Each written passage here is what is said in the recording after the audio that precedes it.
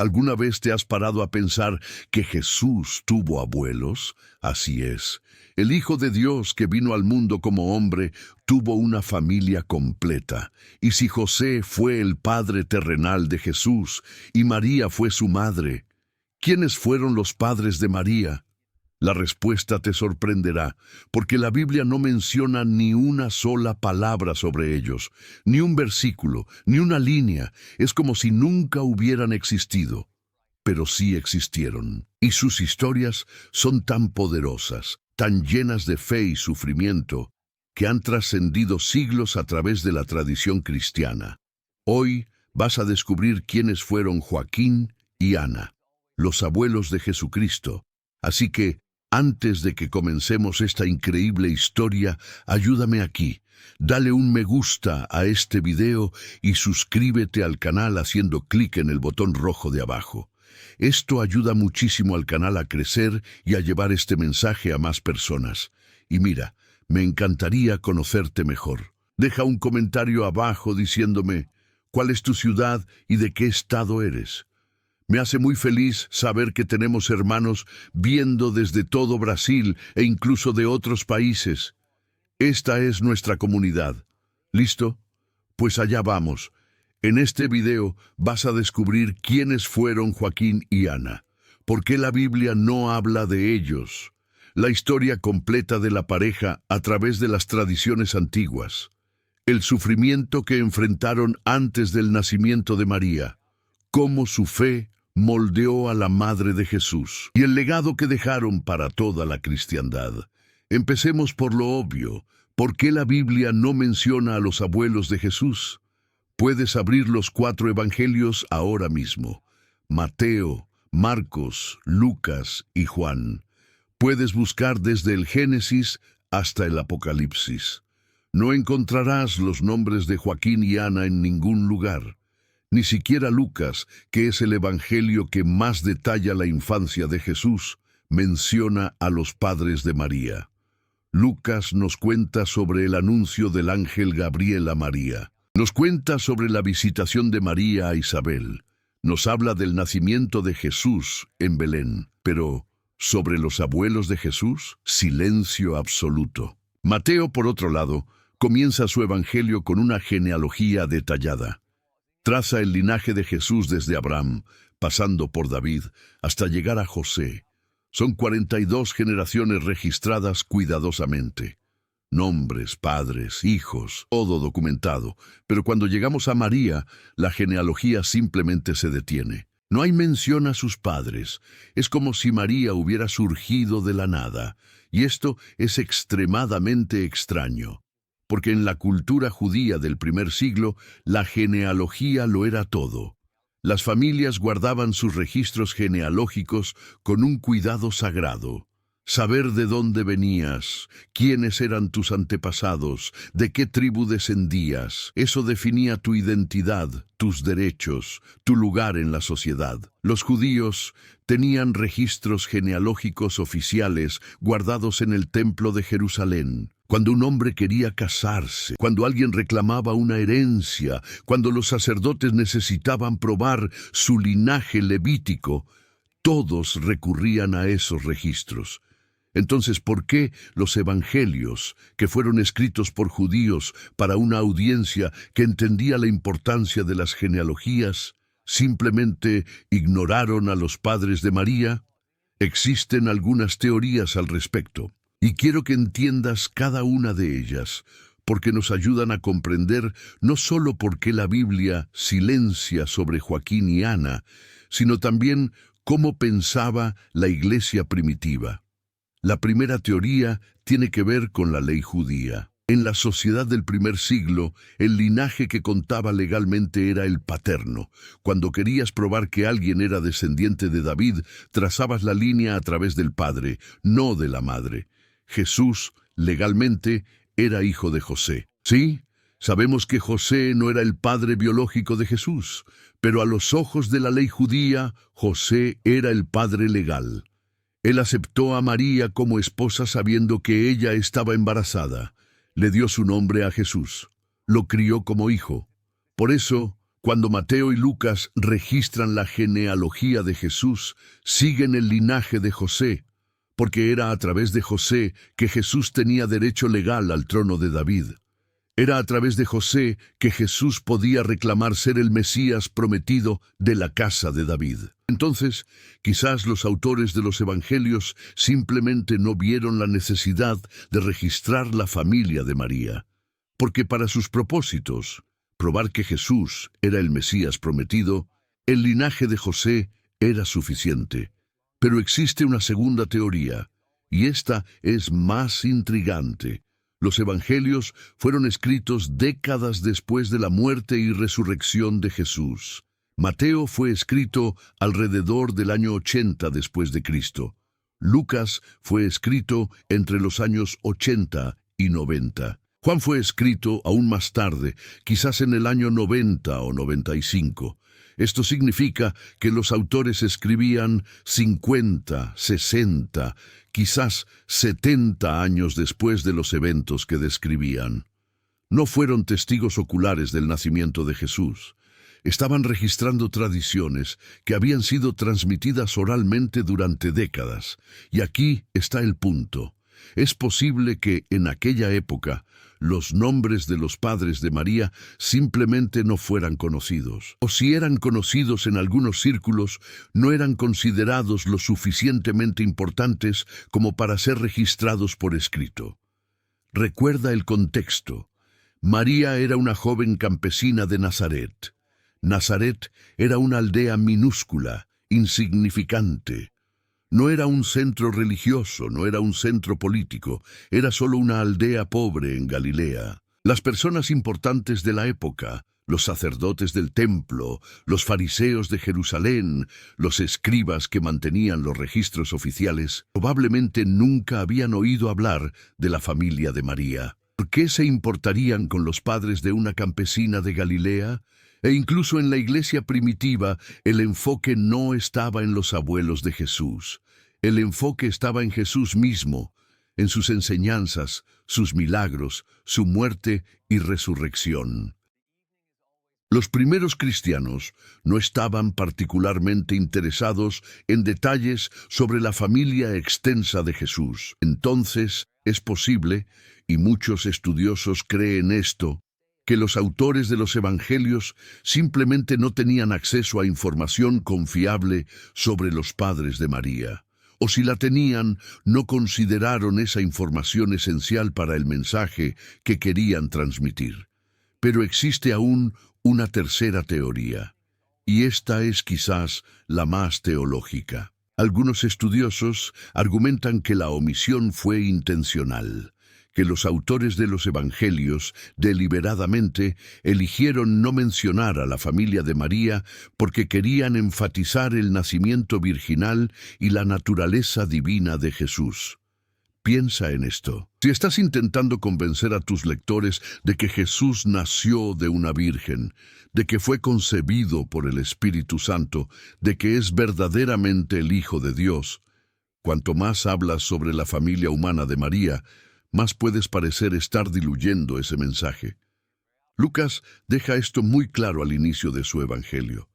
Cuando el ángel Gabriel se aparece a María, le dice: «El Espíritu Santo vendrá sobre ti, y el poder del Altísimo te cubrirá con su sombra. Por eso, el santo que va a nacer será llamado Hijo de Dios». El énfasis está en el origen divino de Jesús, no en su linaje humano a través de María. Marcos, el evangelio más antiguo, ni siquiera incluye una narrativa del nacimiento.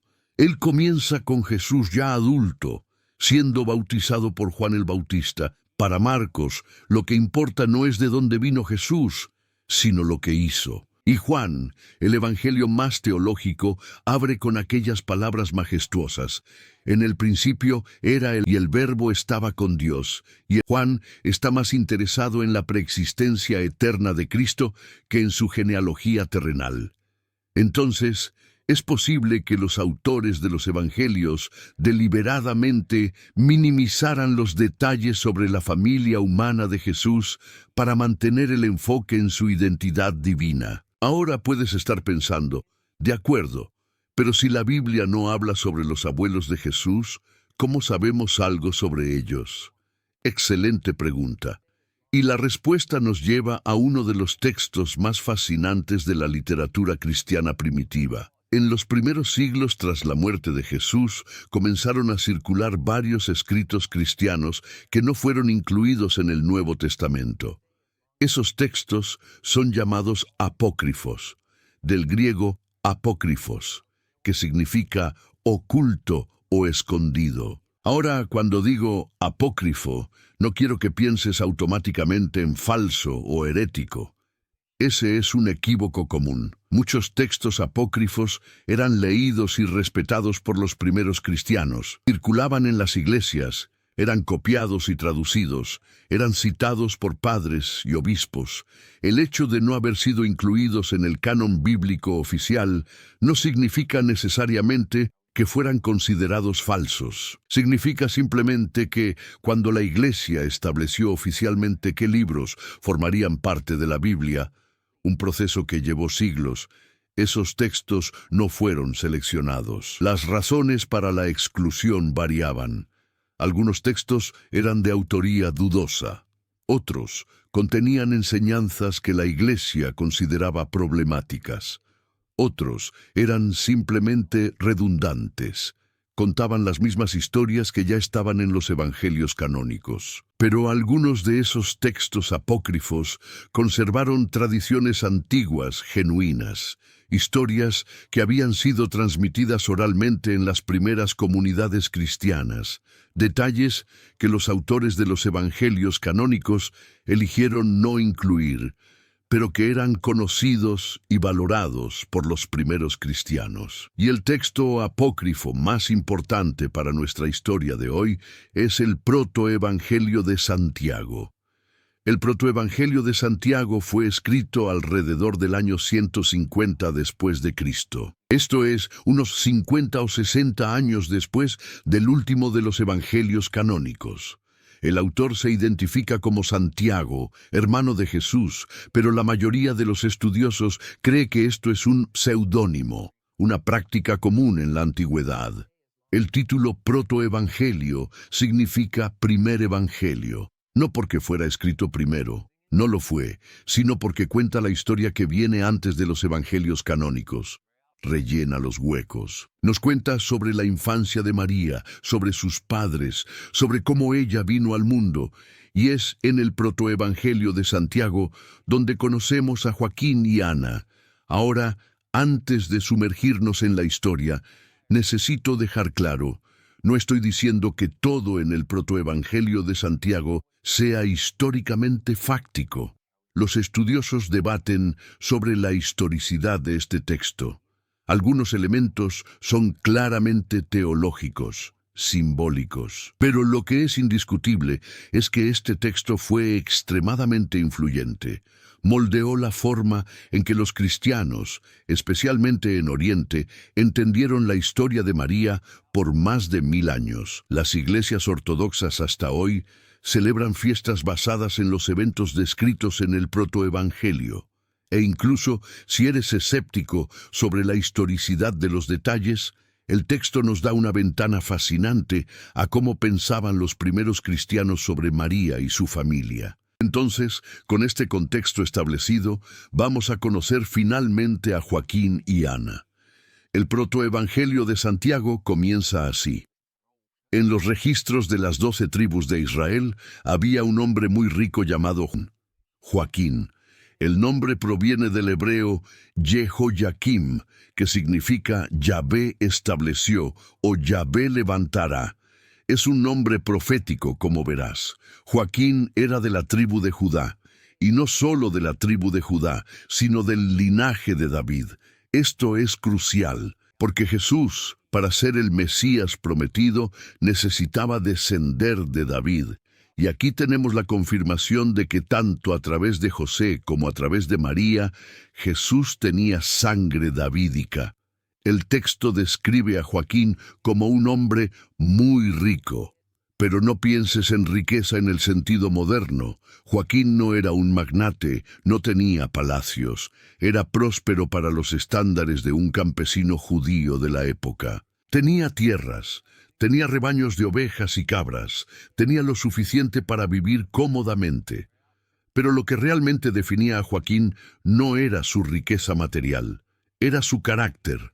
El protoevangelio nos dice que Joaquín era excepcionalmente generoso. Tenía un sistema, dividía todo lo que poseía en 3 partes iguales. 1/3 lo donaba para el templo en Jerusalén y para los sacerdotes. 1/3 lo distribuía a los pobres, viudas y huérfanos. Y solo 1/3 lo guardaba para sí mismo y para su familia. Piensa en esto, Joaquín vivía con solo 1/3 de sus ingresos. Los otros 2/3 los donaba. Esto no era solo generosidad, era una declaración de fe radical. Joaquín estaba diciendo: todo lo que tengo viene de Dios, soy solo un administrador. Mi deber es usar estos recursos para honrar a Dios y ayudar a los necesitados. Y esta práctica no era ocasional. El texto deja claro que Joaquín hacía esto consistentemente, año tras año. Era conocido en Jerusalén por su generosidad. Los sacerdotes lo conocían, los pobres lo conocían. Tenía una reputación. Joaquín vivía en Jerusalén, o quizás en las colinas alrededor de la ciudad. Hacía peregrinaciones regulares al templo. Participaba en las fiestas anuales, Pascua, Pentecostés, tabernáculos. Llevaba sus ofrendas, hacía sus sacrificios, oraba. Era, en todos los sentidos, un hombre justo. Un tzadik, como decimos en hebreo, un hombre que andaba en los caminos de Dios. Y Joaquín estaba casado con una mujer llamada Ana. El nombre proviene del hebreo Hana, que significa gracia, favor o compasión. Y como verás, este nombre es profundamente apropiado. Según algunas tradiciones, Ana era de la tribu de Leví, la tribu sacerdotal de Israel. Sus antepasados habían sido sacerdotes del templo. Ella creció en una familia que valoraba profundamente la ley de Moisés, el estudio de las Escrituras, la vida de oración. Si esto es cierto, y algunas tradiciones antiguas afirman que lo es, entonces piensa en la genética espiritual de María. A través de Joaquín tenía sangre real del linaje de David. A través de Ana tenía sangre sacerdotal de la tribu de Leví. Jesús, por lo tanto, era descendiente tanto de reyes como de sacerdotes. Él cumplía ambos papeles, rey de Israel y sumo sacerdote. Ana era conocida por su piedad. Como Joaquín, ella era devota. Oraba regularmente, ayunaba, estudiaba las Escrituras tanto como una mujer de su época podía. El matrimonio de Joaquín y Ana era, según todos los relatos, feliz. Se amaban, compartían la misma fe, los mismos valores, trabajaban juntos, oraban juntos, vivían juntos en armonía. Eran, en resumen, exactamente el tipo de pareja que esperarías que Dios bendijera abundantemente. Pero había un problema enorme que proyectaba una sombra sobre toda su vida. No conseguían tener hijos. Año tras año, Ana no concebía. Oraban. Ella ayunaba. Hacían peregrinaciones al templo. Ofrecían sacrificios especiales. Buscaban la bendición de los sacerdotes. Nada funcionaba, y en la sociedad judía del primer siglo antes de Cristo, esto no era solo una tristeza personal. Era una vergüenza pública. Se interpretaba como una señal de desfavor divino. Déjame explicarte por qué esto era tan devastador. En el Antiguo Testamento, la fertilidad era vista como una bendición divina directa. El primer mandamiento que Dios dio a la humanidad fue: fructificad y multiplicaos. Tener hijos no era solo natural, era un mandato divino. Era como obedecías a Dios. Y más aún, tener hijos era como garantizabas tu inmortalidad. Continuabas viviendo a través de tus descendientes, tu nombre, tu memoria, tu herencia. Todo esto era preservado a través de tus hijos. Para un hombre no tener hijos significaba que su nombre moriría con él. Sus tierras serían heredadas por parientes lejanos. Sería olvidado. Para una mujer era aún peor. El papel principal de una mujer en la sociedad judía antigua era ser madre. Si no podía cumplir ese papel, era vista como incompleta, como fallida. Y había toda una teología construida en torno a esto. Las bendiciones y maldiciones en Deuteronomio lo dejaban muy claro. Si escuchas atentamente la voz del Señor tu Dios, bendito será el fruto de tu vientre. No habrá entre ti hombre o mujer estéril, ni entre tus animales. La promesa era clara. Obedece a Dios y tendrás hijos. Desobedece y serás estéril. Entonces, cuando una pareja no conseguía concebir, la gente asumía automáticamente que había pecado involucrado. ¿Qué transgresión cometieron? ¿Qué mandamiento quebraron? ¿Por qué Dios los está castigando? Joaquín y Ana enfrentaban esas preguntas constantemente, no necesariamente en voz alta. La gente era demasiado educada para eso, la mayoría de las veces, pero sentían las miradas, oían los susurros, y la peor parte, ellos mismos comenzaron a creer. ¿Hicimos algo malo? ¿Hay algún pecado oculto en nuestras vidas? ¿Por qué Dios no nos bendice? Ana, en particular, llevaba esa carga pesadamente. Porque en la mente de la mayoría de las personas, si una pareja no tenía hijos, la culpa era de la mujer. El hombre era presumiblemente fértil. Entonces el defecto debía estar en ella, y cuanto más tiempo pasaba, peor se ponía. 5 años, 10 años, 15 años, 20 años de matrimonio, y ningún hijo. ¿Te imaginas el dolor? Cada mes, la esperanza. Mes, quizás Dios finalmente haya escuchado nuestras oraciones. Y luego la decepción, de nuevo, una vez más. Mes, ver a otras mujeres embarazadas, oír sobre nacimientos en el vecindario, ir a las celebraciones de circuncisión de hijos de amigos y familiares. Cada alegría de los demás era un cuchillo en su corazón. Ana comenzó a aislarse. Era demasiado doloroso estar cerca de mujeres con niños. Evitaba ciertas conversaciones, ciertas reuniones sociales. Joaquín se sumergió en el trabajo. Cuidaba de sus rebaños, gestionaba sus tierras, hacía sus donaciones al templo. Pero la alegría había desaparecido de su vida. Solo estaba existiendo, no viviendo. Y entonces, después de 20 años, sucedió algo que lo cambiaría todo. Fue durante una de las grandes fiestas en Jerusalén, probablemente la fiesta de los tabernáculos o la Pascua, una de las ocasiones en que todo judío devoto iba al templo. Joaquín, como siempre, llevó sus ofrendas. Había preparado un cordero especialmente bueno para el sacrificio. Quizás estaba esperando que esta vez Dios finalmente lo bendijera. Había una fila de hombres esperando para presentar sus ofrendas a los sacerdotes. Joaquín esperó pacientemente su turno. Finalmente llegó al frente. Se acercó al altar con su cordero, listo para entregárselo al sacerdote. Pero entonces algo completamente inesperado sucedió. Un escriba llamado Rubén, un oficial del templo, alguien que conocía las leyes y tradiciones, de repente bloqueó el camino de Joaquín, y delante de decenas, quizás cientos de personas, Rubén dijo en voz alta: «No te está permitido ofrecer tus dones en primer lugar, porque no has engendrado descendencia en Israel». El silencio que siguió debió ser ensordecedor. Todas las cabezas se voltearon, todas las conversaciones cesaron, todos mirando a Joaquín, la humillación pública de un hombre que había dedicado su vida entera a servir a Dios. Rubén continuó, citando las Escrituras. «Está escrito que aquellos que no se han multiplicado en Israel no deben acercarse con ofrendas. Has sido un pecador ante Dios. ¿Por qué otra razón Él cerraría tu vientre?» Imagina lo que Joaquín debió haber sentido en ese momento.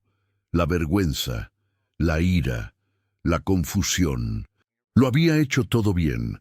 Había obedecido la ley, había sido generoso, había sido fiel, y aún así, allí estaba él, siendo públicamente declarado maldito por Dios. El texto dice que Joaquín quedó tremendamente avergonzado ante el pueblo.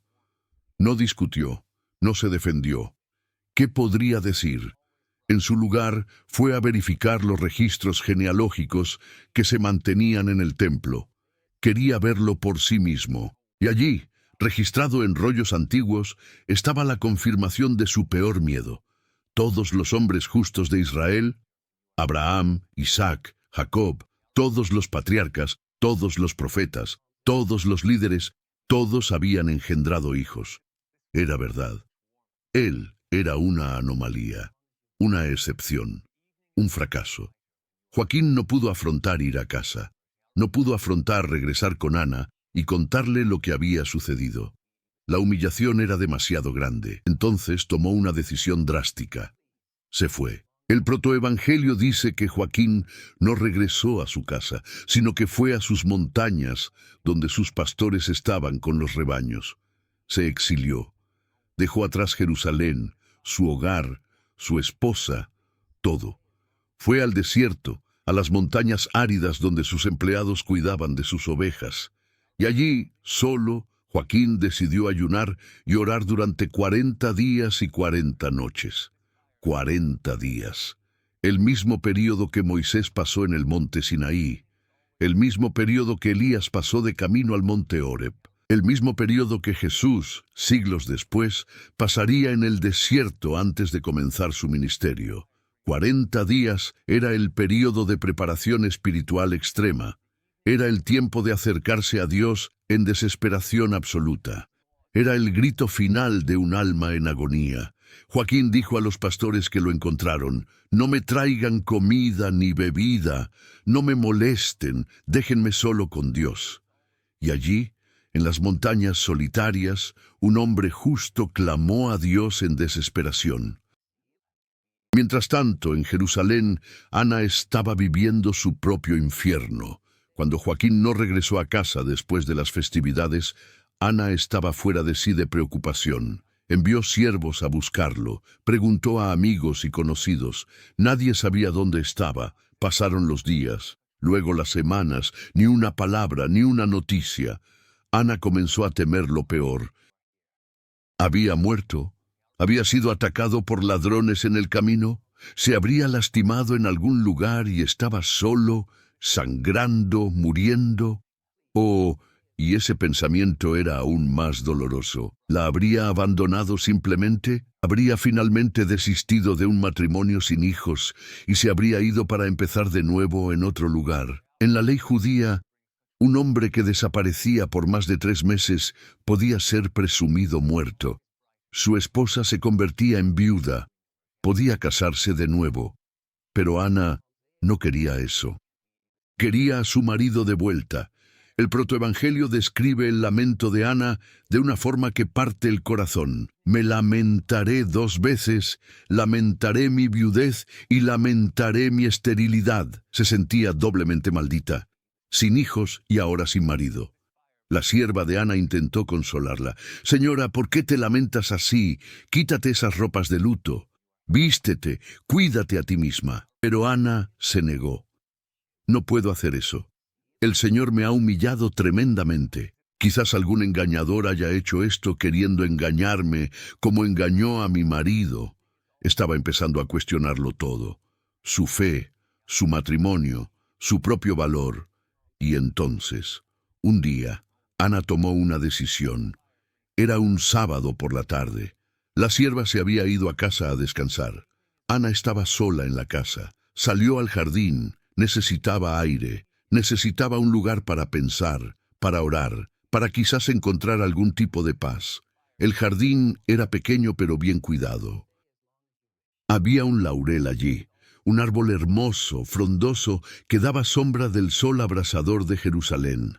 Ana se sentó bajo el árbol. Cerró los ojos. Intentó orar, pero las palabras no venían. Entonces abrió los ojos y miró hacia arriba, a las ramas del árbol.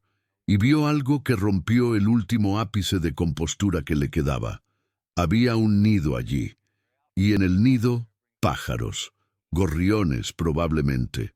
Una madre pájaro alimentando a sus crías. Los pequeños pájaros con sus picos abiertos, piando, esperando comida, y algo dentro de Ana simplemente se rompió. Comenzó a llorar. No lágrimas silenciosas y dignas, sino sollozos profundos, guturales. El tipo de llanto que proviene de años de dolor reprimido finalmente encontrando salida. Y entonces comenzó a hablar. No exactamente orando, más bien lamentándose, clamando a Dios con toda su angustia. El protoevangelio conserva las palabras de Ana, y son algunas de las palabras más conmovedoras jamás registradas en la literatura cristiana primitiva. ¡Ay de mí!, clamó Ana. ¿Con quién soy comparable? Miró a los pájaros en el nido. No soy como las aves del cielo, porque en cielo son fructíferas delante de ti, Señor. Pensó en los animales de los campos. De mí, ¿con quién soy comparable? No soy como los animales de la tierra, porque incluso los animales de la tierra son fructíferos delante de ti, Señor. Miró un arroyo cercano fluyendo siempre en movimiento. ¡Ay de mí! ¿Con quién soy comparable? No soy como estas aguas, porque incluso estas aguas burbujean con vida y son fructíferas delante de ti, Señor. Tocó la tierra bajo sus pies. De mí, ¿con quién soy comparable? No soy como esta tierra, porque incluso esta tierra produce sus frutos en la estación apropiada y te bendice, Señor. ¿Entiendes lo que Ana está diciendo? Está diciendo, menos que los animales, menos que el agua, menos que la propia tierra, porque hasta la creación más básica puede hacer lo que yo no puedo, dar vida. Es uno de los lamentos más profundos jamás registrados, la angustia absoluta de una mujer que siente que ha fallado en su propia existencia. Pero entonces, y esto es crucial, Ana hizo algo extraordinario. En medio de su dolor, en medio de su lamento, ella oró. No una oración de ira, no una oración de acusación, sino una oración de entrega total. Señor, Dios de Israel, oró Ana, si miras la aflicción de tu sierva. No estaba exigiendo, estaba pidiendo que Dios simplemente mirara, simplemente viera su dolor. Si te acuerdas de mí y no te olvidas de tu sierva. No estaba reivindicando derechos, estaba apelando a la memoria de Dios, a su fidelidad. Y me das descendencia, entonces yo dedicaré esa criatura al Señor mi Dios, y ella te servirá todos los días de su vida. Esta oración nos recuerda inmediatamente a otra Ana en la Biblia, la Ana del primer libro de Samuel, la madre del profeta Samuel. Aquella Ana también era estéril, ella también fue al lugar sagrado, en su caso, el tabernáculo en Silo. Ella también hizo un voto. Si Dios le daba un hijo, ella lo dedicaría al servicio de Dios. Y Dios respondió a Ana.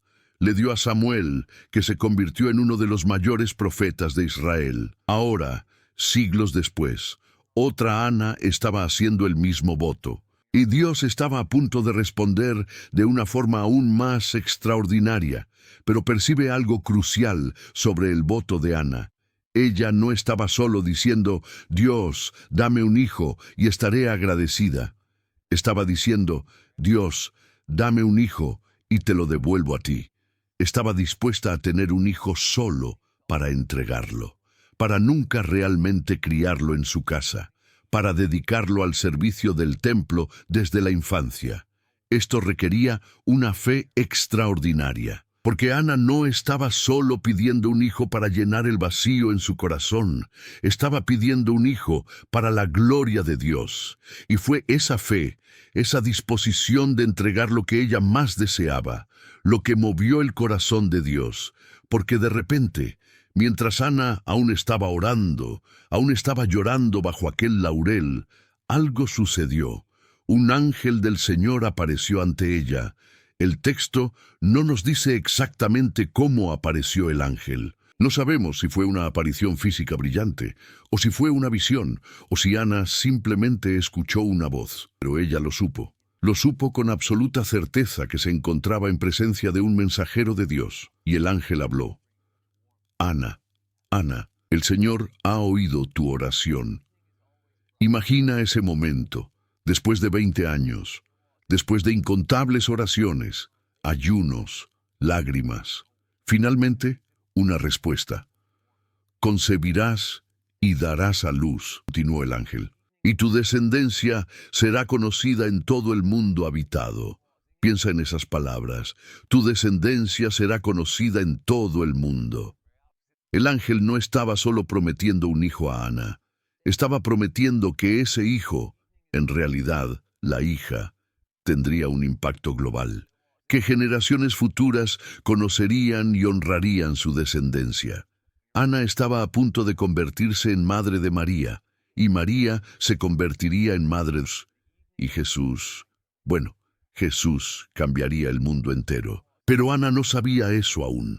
Todo lo que ella sabía era que Dios había oído su clamor, que lo imposible estaba a punto de suceder, y su respuesta fue inmediata y absoluta.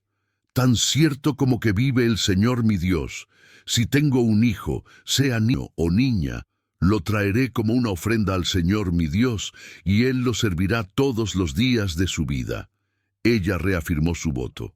No importaba si fuera niño o niña, ella lo daría a Dios. Y entonces el ángel desapareció. Ana se quedó allí, en el jardín, temblando. Apenas podía creerlo. ¿Era real? ¿Había sucedido realmente? Pero ella sabía que sí, lo sentía en lo más profundo de su alma. Dios había respondido. Ahora, mientras todo esto estaba sucediendo en Jerusalén, algo igualmente extraordinario estaba ocurriendo en las montañas donde Joaquín se había exiliado. ¿Recuerdas que Joaquín se había ido al desierto? Que estaba ayunando y orando durante 40 días. Bueno, en el 40º día, cuando Joaquín estaba en su punto más débil físicamente, pero quizás más fuerte espiritualmente, un ángel también se le apareció. El ángel encontró a Joaquín solo, probablemente en una cueva o bajo algún saliente rocoso donde se había refugiado. Joaquín estaba orando, o quizás simplemente contemplando, mirando el cielo de la montaña, y de repente, una presencia, una luz, una voz. «Joaquín, Joaquín», llamó el ángel. Joaquín debió haberse asustado. 40 días de ayuno, 40 días de soledad. ¿Y ahora esto?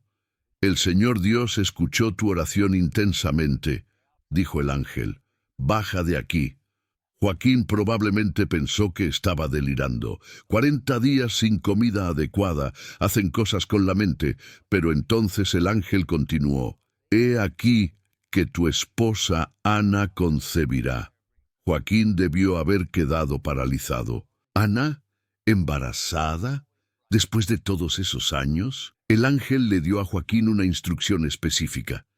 «Baja de la montaña y ve a Jerusalén. Cuando llegues, encontrarás a tu esposa Ana en la puerta dorada. Ve hacia ella». Y entonces, como para probar que no era una alucinación, el ángel dijo algo que Joaquín no podía saber. Ella también recibió las mismas noticias de otro ángel. «Ve, y verás que es verdad». Joaquín no necesitó oírlo 2 veces. Inmediatamente bajó de la montaña. Llamó a sus pastores, dio instrucciones sobre los rebaños y comenzó el largo viaje de regreso a Jerusalén. Todavía estaba débil por el ayuno. Probablemente se tambaleaba al caminar, pero estaba energizado por una esperanza que no sentía hacía décadas. Mientras tanto, en Jerusalén, el ángel también le había dado instrucciones a Ana. «Ve a la puerta dorada», el ángel le había dicho. «Tu marido vendrá a ti hoy», la puerta dorada, también conocida como Puerta Áurea o Puerta de la Misericordia. Era una de las entradas del complejo del Templo de Jerusalén, ubicada en el lado este, frente al Monte de los Olivos. Esta puerta tenía un significado especial. Según la tradición judía, era por esta puerta que el Mesías entraría cuando viniera. El profeta Ezequiel había descrito una visión de esta puerta. Esta puerta permanecerá cerrada, no se abrirá, y nadie entrará por ella, porque el Señor, el Dios de Israel, ha entrado por ella. Entonces era un lugar de expectativa mesiánica, un lugar de esperanza, un lugar donde lo imposible se volvía posible. Y fue allí, en aquella puerta específica, donde Joaquín y Ana estaban a punto de reencontrarse. Ana llegó primero. Estaba nerviosa, ansiosa. ¿Sería verdad? ¿Su marido realmente regresaría? ¿Y si fuera todo un sueño? Se quedó esperando en la puerta, mirando el camino que venía de las montañas al este. Y entonces ella lo vio. Una figura a lo lejos, delgada, exhausta, pero inconfundible. Joaquín. El corazón de Ana debió haber dado un vuelco. Comenzó a correr. Joaquín también la vio, y olvidando su agotamiento, sus 40 días de ayuno, él también comenzó a correr. Se encontraron allí, en la puerta dorada. Se abrazaron, lloraron. 40 días separados, 20 años de dolor, todo culminando en este momento. Un ángel vino a mí, dijo Ana entre lágrimas, dijo que voy a concebir. Un ángel también vino a mí, respondió Joaquín maravillado. En las montañas, dijo que tú concebirás. Se quedaron allí, abrazándose el uno al otro, apenas pudiendo creer que Dios había respondido sus oraciones. Y según la tradición cristiana, fue allí, en ese momento, en la puerta dorada, donde María fue concebida. Ahora, déjame ser claro sobre lo que esto significa. La tradición cristiana ortodoxa enseña que María fue concebida naturalmente, a través de la unión de Joaquín y Ana. No fue una concepción virginal como la de Jesús, fue una concepción normal, humana. Pero lo que hace especial esta concepción es que fue un milagro. Ana era estéril, ya sea por edad avanzada, ya sea por alguna condición médica. Ella no podía concebir naturalmente, pero Dios intervino, Dios abrió su vientre, así como lo había hecho con Sara, con Raquel, con Ana la madre de Samuel, con Isabel la madre de Juan el Bautista. María fue un bebé milagro, un regalo de Dios para una pareja que había esperado, orado y confiado durante 2 décadas. Y el lugar donde esto sucedió, la Puerta Dorada, se convirtió en uno de los lugares más sagrados de la tradición cristiana. Los peregrinos visitaron esta puerta durante siglos. Se construyeron iglesias cerca de ella. Se pintaron iconos representando el encuentro de Joaquín y Ana. Desafortunadamente, la Puerta Dorada hoy está sellada. Fue tapiada en el siglo XVI, pero todavía está allí, en la pared este del monte del templo en Jerusalén. Y los peregrinos aún van allí, miran esos ladrillos antiguos y recuerdan a la pareja que, sin saberlo, estaba preparando el camino para la salvación del mundo. Joaquín y Ana regresaron a casa juntos, y en las semanas siguientes, Ana descubrió que estaba embarazada. ¿Te imaginas su alegría? Después de 20 años, finalmente, un bebé, un hijo propio. Ana debió haberse tocado el vientre 100 veces al día, apenas pudiendo creerlo. Joaquín debió haberla tratado como porcelana preciosa, preocupado por cada movimiento. Y a lo largo de los 9 meses, mientras el vientre de Ana crecía, debieron haber hablado sobre el voto que habían hecho, sobre cómo dedicarían a esa criatura a Dios. Debió haber sido agridulce, alegría por el embarazo, pero el conocimiento de que tendrían que entregar al bebé, pero lo habían prometido. Y los hombres y mujeres justos cumplen sus promesas. Los meses pasaron. El verano dio paso al otoño, el otoño al invierno. Y entonces, finalmente, llegó el día. Ana entró en labor de parto. El protoevangelio no nos da muchos detalles sobre el nacimiento. Simplemente dice que sus meses se cumplieron y en el 9º mes, Ana dio a luz. Y a una partera presente, como era costumbre. Quizás algunas mujeres del vecindario también. Joaquín esperaba afuera, como los hombres hacían en aquella época. Y entonces, el llanto de un bebé. La partera salió y le dijo a Joaquín: «Felicidades, es una niña, no un niño que sería más valorado en aquella sociedad, sino una niña». Y a Joaquín no le importó en absoluto.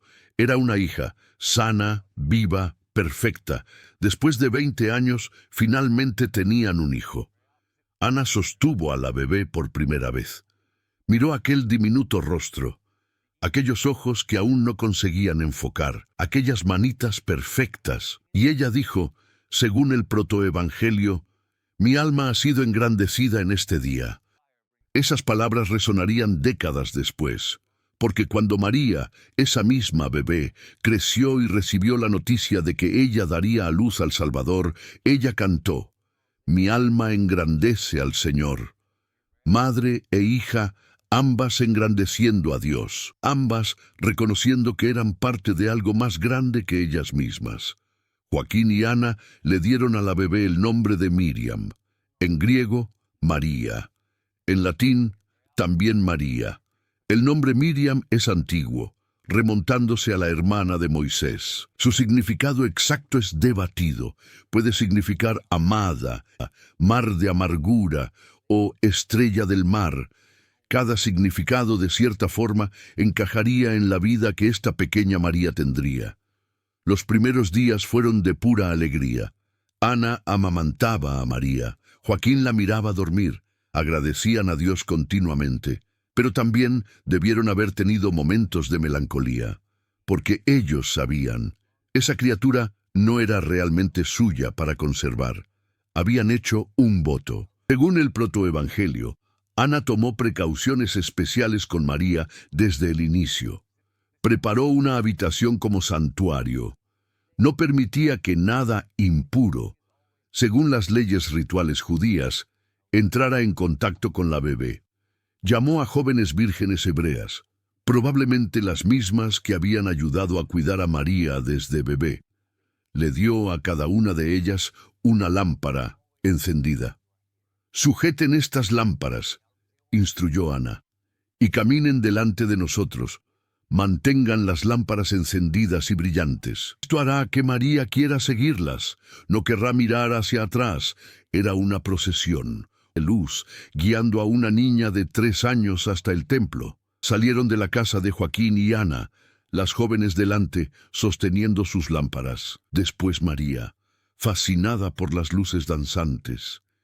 Y detrás, Joaquín y Ana, con el corazón roto pero decididos. Subieron por las calles de Jerusalén.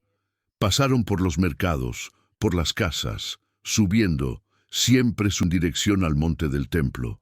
Y María, según el protoevangelio, no miró hacia atrás ni una sola vez. Estaba enfocada en las luces, en las muchachas que la guiaban. No sabía que estaba dejando su casa para siempre. O quizás, en algún nivel profundo y espiritual, ella lo sabía, y estaba dispuesta. Finalmente llegaron al templo. Subir hasta el complejo del templo implicaba 15 escalones, los salmos graduales, como eran llamados. Cada escalón representaba uno de los salmos graduales que los peregrinos cantaban cuando subían a Jerusalén.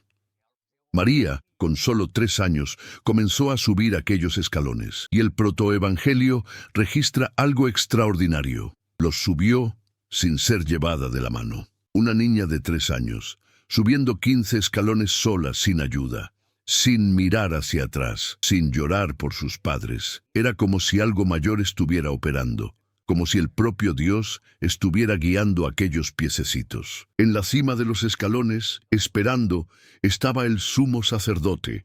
El texto no nos da su nombre, pero sabemos que en aquella época habría sido uno de los sumos sacerdotes de la dinastía de Anás.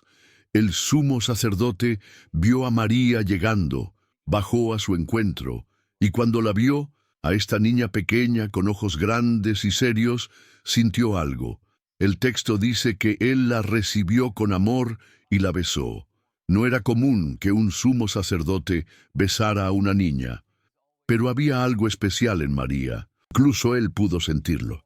Y entonces pronunció una bendición sobre ella, y sus palabras, como las bendiciones anteriores, fueron profundamente proféticas.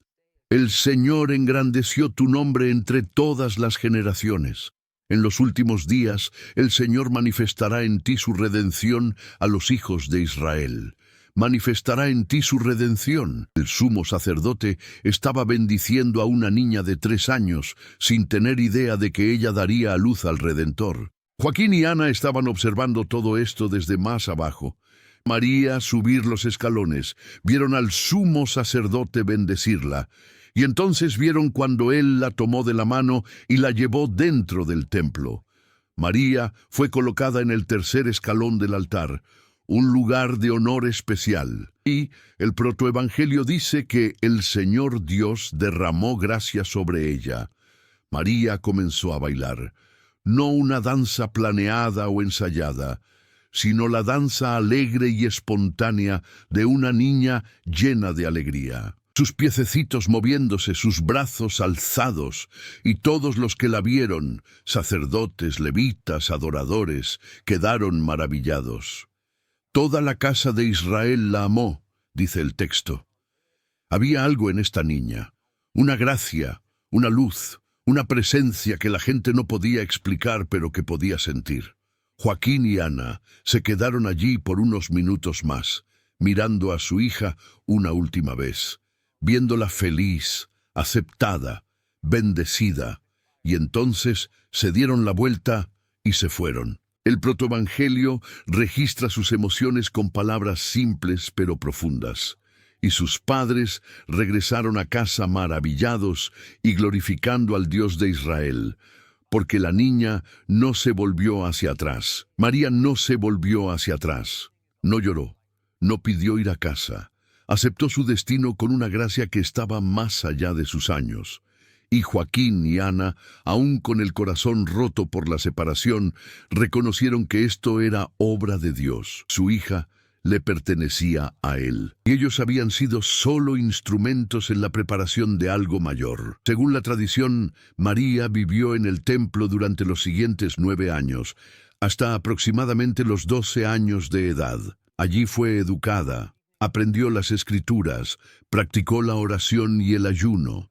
El protoevangelio cuenta que un ángel del Señor la alimentaba diariamente, que crecía en sabiduría y gracia, que pasaba sus días en oración y meditación en las Escrituras. Algunas de estas historias son claramente teológicas, simbólicas, pero el núcleo de la verdad es que María recibió una educación religiosa excepcional.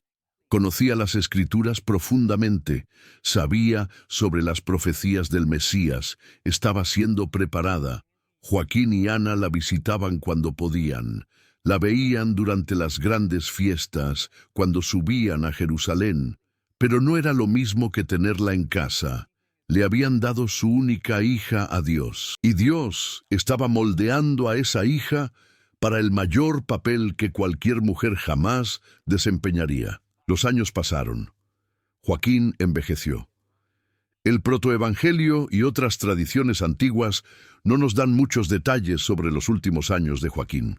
Algunas tradiciones dicen que él tenía 80 años cuando María nació.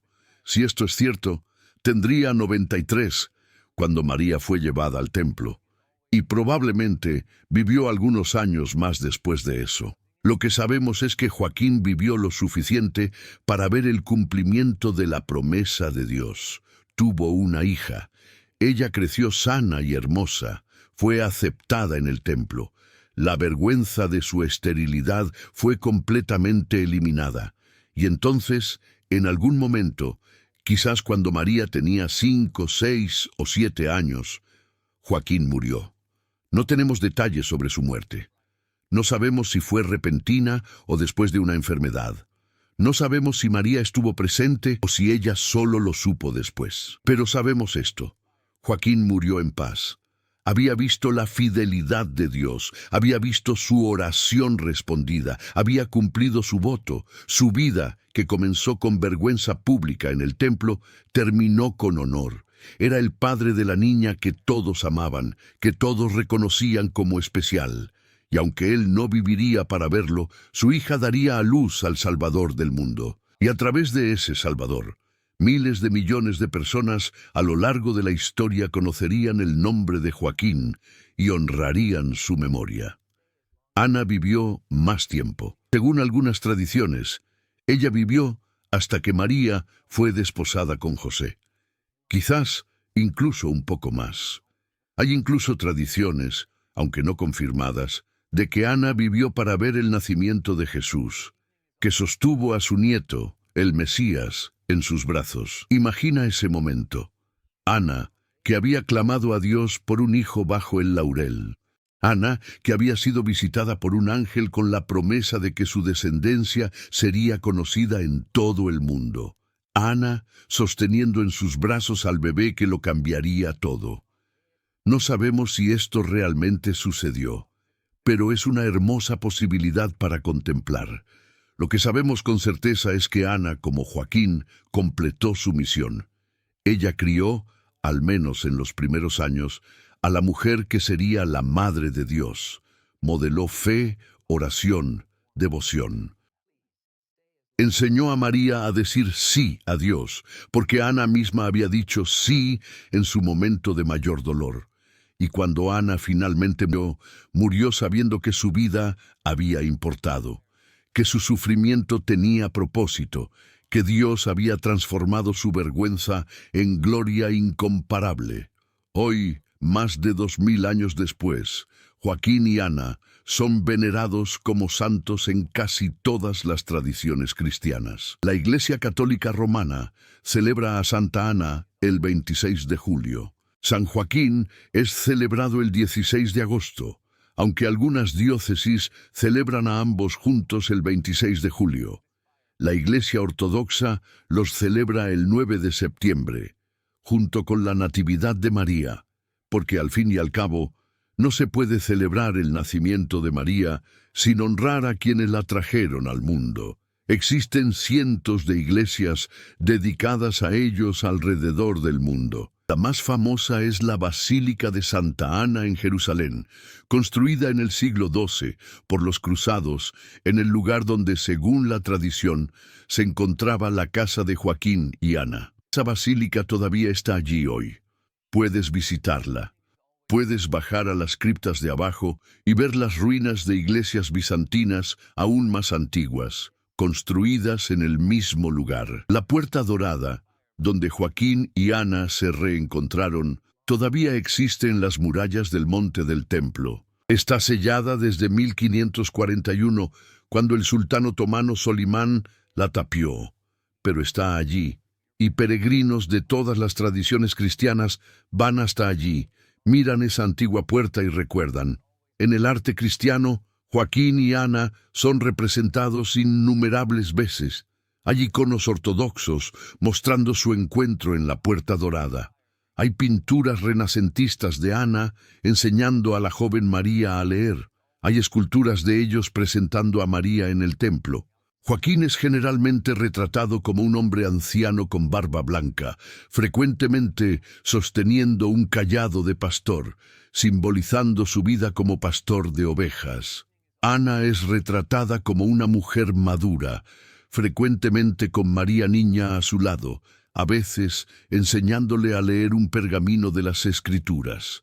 Y lo hermoso de estas representaciones es que no muestran superhéroes espirituales, muestran a personas comunes, un pastor, un ama de casa, personas que sufrieron, que dudaron, que lucharon, pero que permanecieron fieles, y a través de esa fidelidad participaron del mayor milagro de la historia.